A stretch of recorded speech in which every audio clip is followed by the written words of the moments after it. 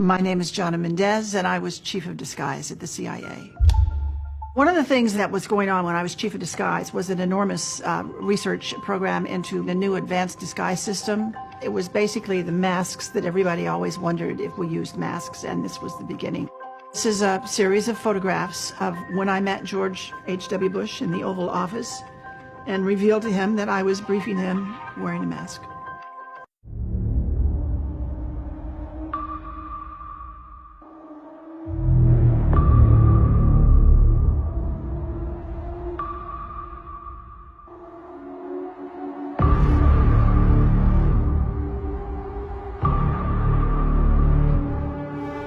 Now, in particular, and regarding this photograph, it is a Getty's image photograph. If you go to the link, you can see the photographer, all those kinds of details, who took it. So what is the anomaly with this particular photograph?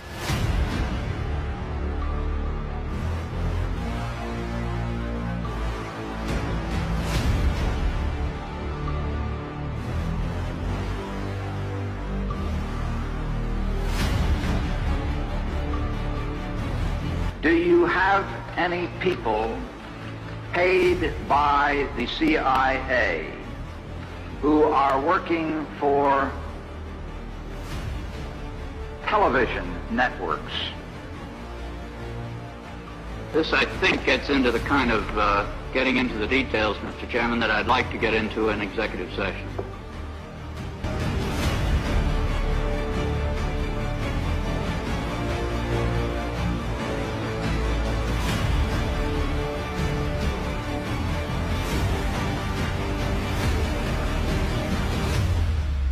Vaxxed or masked? It was a big challenge to come up with something that finally actually animated and worked to really fool a person, but we did. They learned the art. We actually brought Hollywood back into our labs at one point to look at what we had done, and they were stunned. They're absolutely stunned. Congratulations. My husband was Tony Mendez, and he was played by Ben Affleck in the movie called Argo. Aliens and robots? Yes, sir. You're telling me that there is a movie company in Hollywood right now that is funded by the CIA? Yes, sir. Are there many actors in Hollywood who also moonlight as agents, do you think? I think there are probably quite a few, yes. I think probably Hollywood is full of CIA agents, and we just don't know it. And I wouldn't be surprised at all to discover that, this was extremely common. Tony, they didn't mention it in the movie, but Tony had deep connections to Hollywood, to the tradespeople out in LA that did a lot of things we were interested in doing. Special effects people, makeup people. Tony was chief of disguise 10 years before I was chief of disguise. And so he passed on some of his expertise to me. But he had a particular interest in the magic industry out in LA. Not so much the magicians on the stage, but the people that were working behind the scenes to make that magic happen.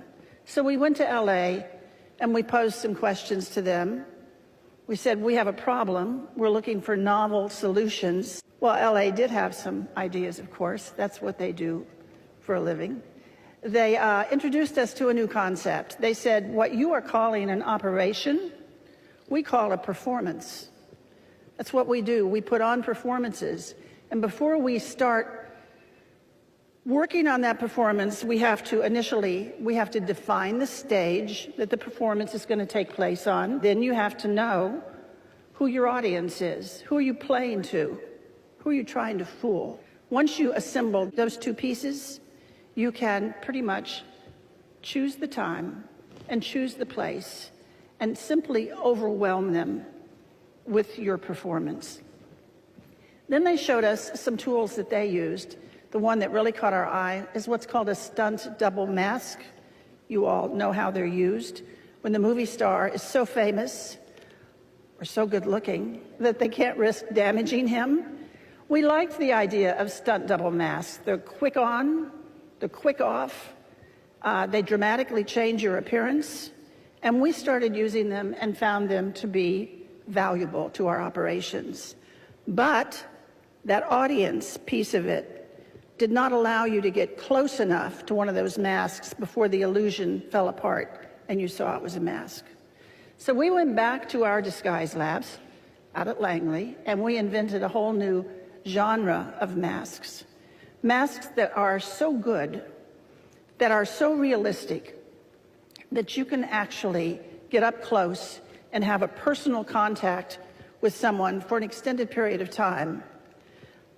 They're good enough that you can brief the President of the United States in the Oval Office wearing a mask. And he isn't sure if it's you or if it's someone else. Those masks were the beginning of a whole new generation of work that we did at the CIA. Once we could make these masks that fit you so well, then we discovered we could make a twin.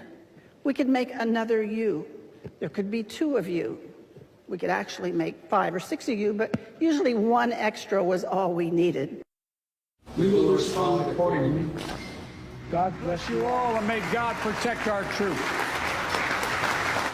But that's only the tip of the iceberg. As longtime CIA lawyer John Rizzo tells it, the relationship between the spy agency and La La Land is quite cozy.